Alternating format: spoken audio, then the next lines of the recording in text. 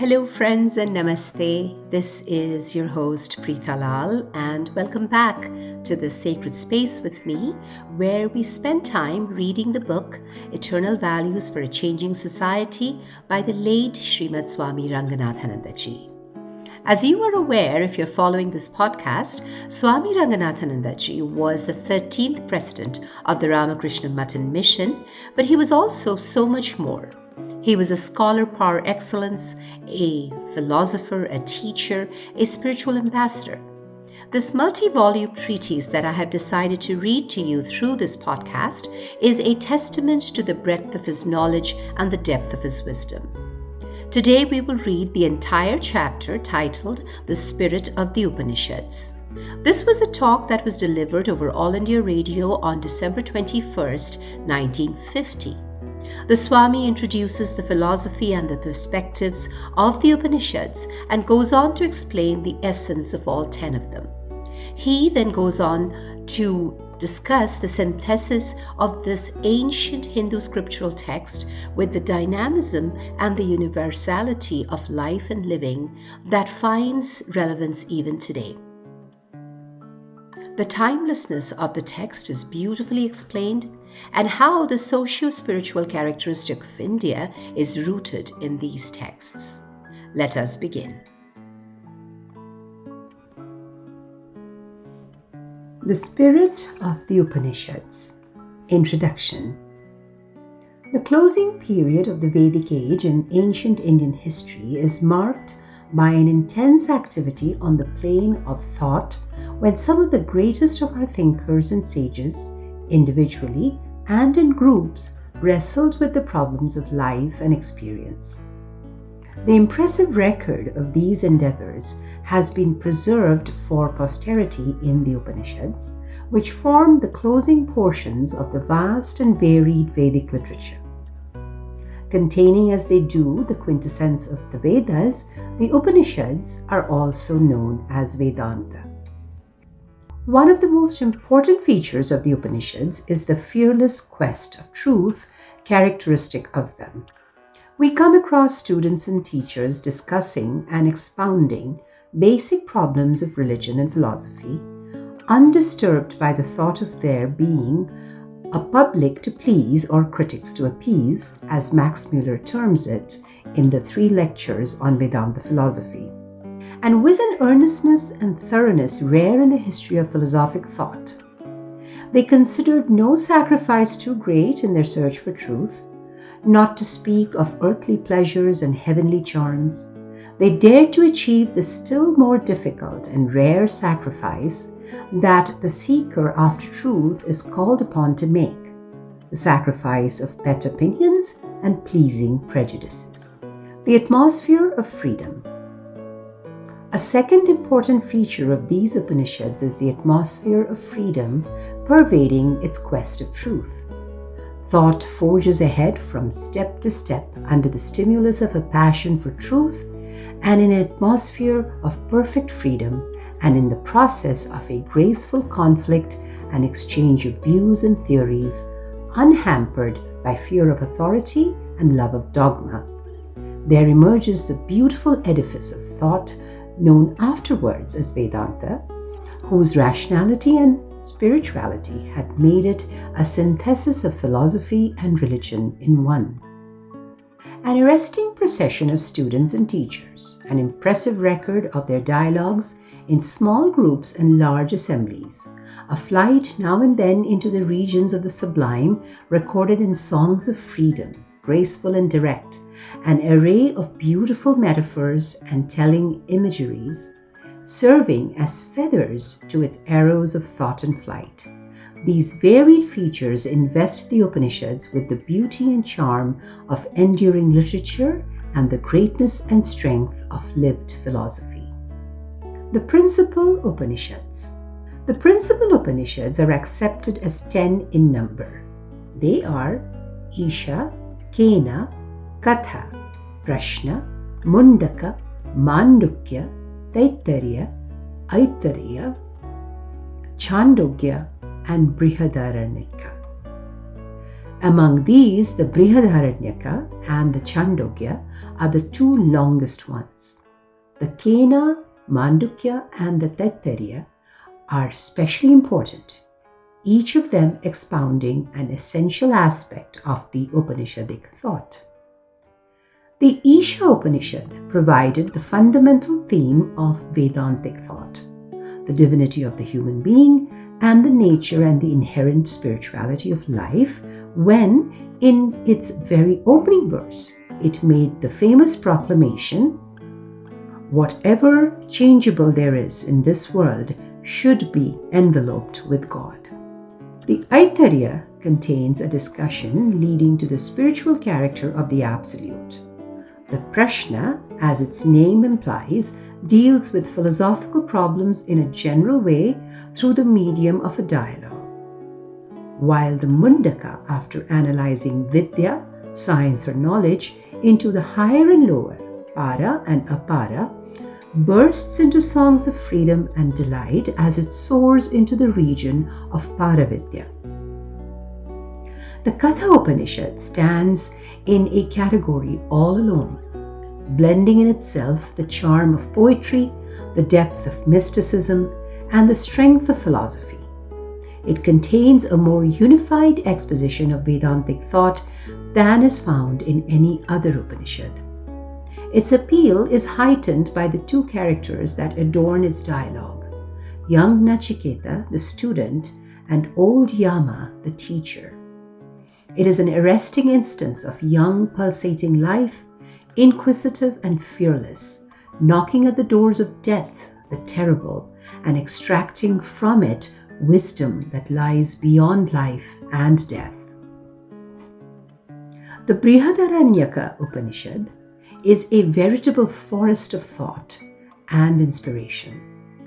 4 illustrious personalities stand out prominently from its pages, 2 men and 2 women. Janaka, the philosopher king, Yajnavalkya, the philosopher sage, the highly spiritual Maitreyi, who was Yajnavalkya's wife, and the gifted woman philosopher Gargi, who appears as Yajnavalkya's prominent opponent in debate. This great Upanishad majestically expounds with much rational argument and telling illustration through the mouths of these personalities the central theme of Vedantic thought, the unity of being and the inherent divinity and purity of the human soul. It dares to characterize the Absolute as the fearless and describes its realization as the attainment, here and now, of the state of absolute fearlessness and fullness of delight.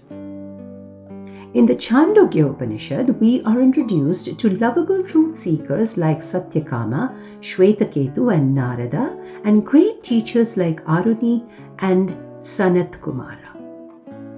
Through a masterly and detailed exposition, this Upanishad distinguishes the appearance of becoming from the reality of being and sings in refrain the identity of the individual with the universal. It also prescribes a knowledge of the true nature of the self as the panacea for all the ills of life. The knower of the true self crosses all sorrow. Tarati Shokam Atmavid, from the Chandogya Upanishad.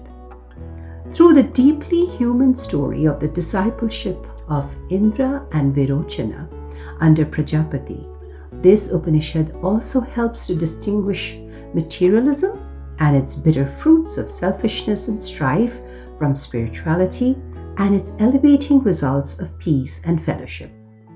It summons the human understanding to an adventure after the latter, warning it at the same time against the pitfalls of the former.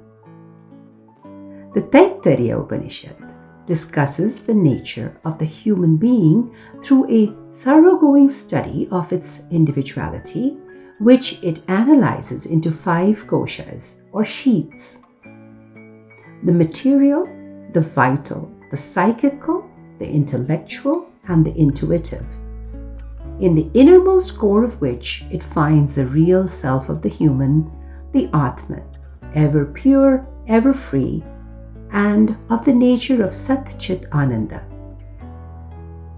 In an earlier chapter, after introducing the absolute reality as the origin, ground, and goal of the world of experience, it proclaims the identity of the world with that reality.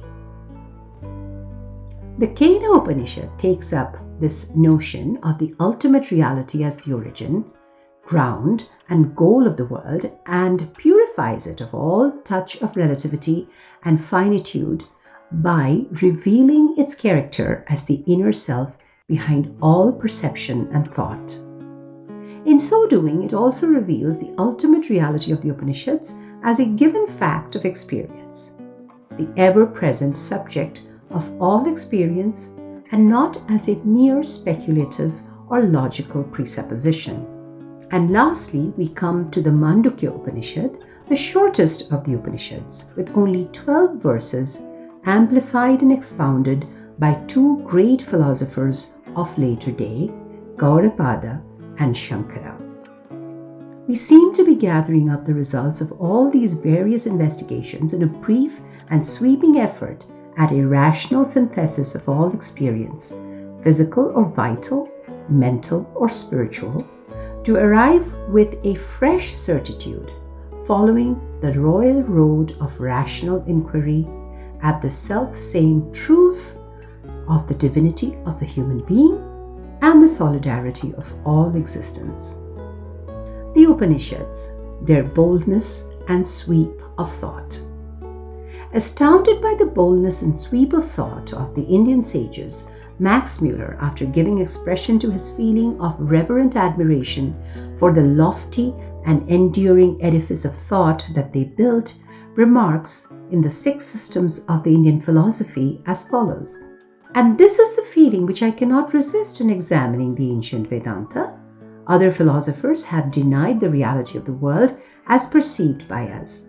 But no one has ventured to deny at the same time the reality of what we call the ego, the senses, and the mind, and their inherent forms. And yet, after lifting the self above body and soul, after uniting heaven and earth, God and man, Brahman and Atman, these Vedanta philosophers have destroyed nothing in the life of the phenomenal beings who have to act and to fulfill their duties in this phenomenal world. On the contrary, they have shown that there can be nothing phenomenal without something that is real, and that goodness and virtue, faith and works are necessary as a preparation, nay, as a sine qua non for the attainment of the highest knowledge which brings the soul back to its source and to its home and restores it to its true nature, to its true selfhood in the Brahman. Swami Ranganathananda continues. The Upanishads, their dynamic view of life. The Upanishads view life as an adventure of the spirit in the world of time and space. In a famous passage of the Katha Upanishad, this is elaborated with the help of a significant imagery, the imagery of the chariot. The human, with his equipment of body, senses, mind, and intellect, find his best symbol in a chariot with its horses, reins, charioteer, and rider. Such a chariot is meant to be put on the road and driven to its appointed destination.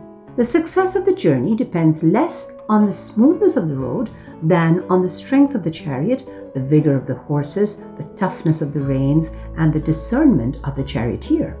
Weakness in any of these links will spell disaster for the whole venture. Life is a creative adventure. It finds its fulfillment in the course and at the end of a dynamic process, and not in the context of static complacence. All expansion is life, all contradiction is death, says Swami Vivekananda.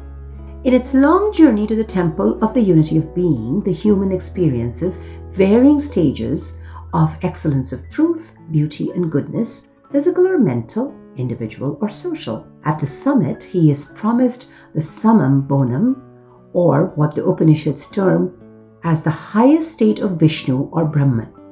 Tad Vishnu Paramam Padam.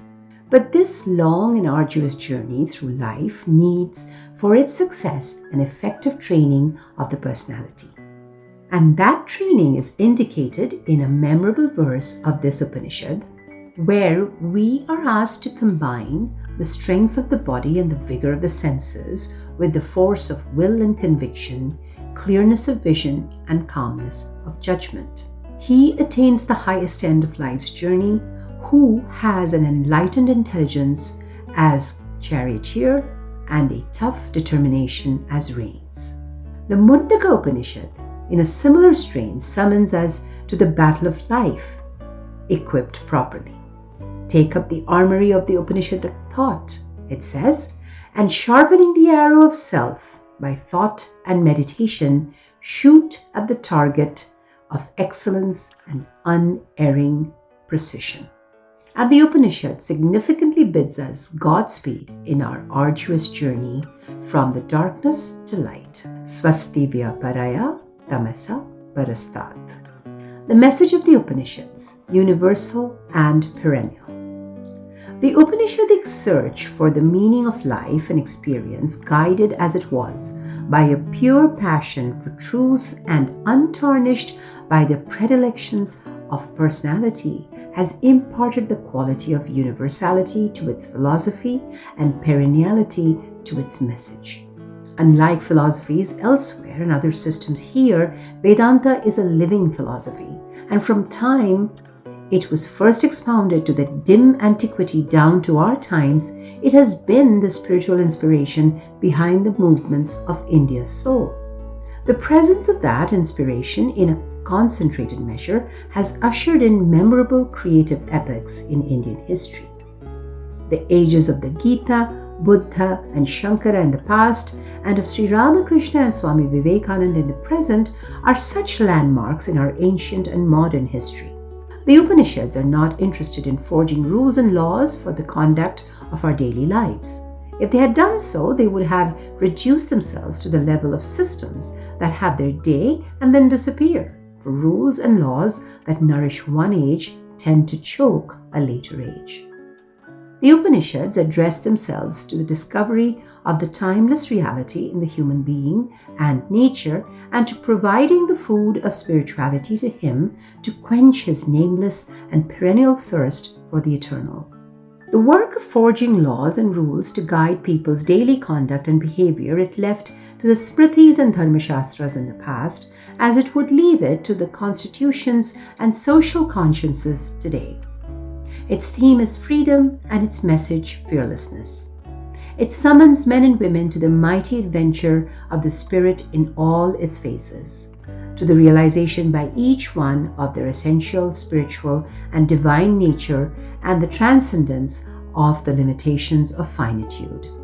It explains every great movement, social, religious, or political, nay, the phenomenon of life itself, as an expression of the urge for freedom inherent in every organism. The infinite caught in a cell or a body, a social scheme or a political system, in a texture of relations or in the network of relativity. Freedom is the ground and freedom is the goal of all life, according to Vedanta, and its constant refrain, therefore, is in the words of the Katha Upanishad: arise and awake, and approaching the great ones, enlighten yourself. Uttishta jagrata prapya varani bodhata. Arise and awake, and approaching the great ones, enlighten yourself. Conclusions. What India owes to the Upanishads. In thus placing emphasis on the fundamental and the perennial and wisely relegating to the Smritis the temporal and the parochial, the Upanishads not only ensured for themselves an immortal hegemony over human life and destiny, but also imparted to the Indian cultural experiment a resilience and adaptability that has ensured its immortality as well. To the Upanishads we owe that impressive record of toleration characteristic of our cultural and religious history. To them we owe the periodical renewal of our springs of life when they seem all but choked and about to dry up. To them also we owe the absence of the heavy hand of an all-powerful church and an infallible dogma on the national life and mind, allowing for the emergence and unhampered functioning in succeeding eras of free spirits, whose procession down the ages is an impressive feature of India's long history. Thank you, friends, for your time and attention as we conclude this chapter now. In the next episode, Swami Ranganathananda introduces one of the most sacred of Hindu texts that we are all familiar with, the Gita. It is a fascinating chapter where the Swami talks about this magnificent piece of poetry that defines Hinduism in the context of world religions as a treatise that belongs to the class of, as he defines it, literature immortal. But more on that next time. This is your host, Preetha Lal, signing off for now. Thank you and namaste.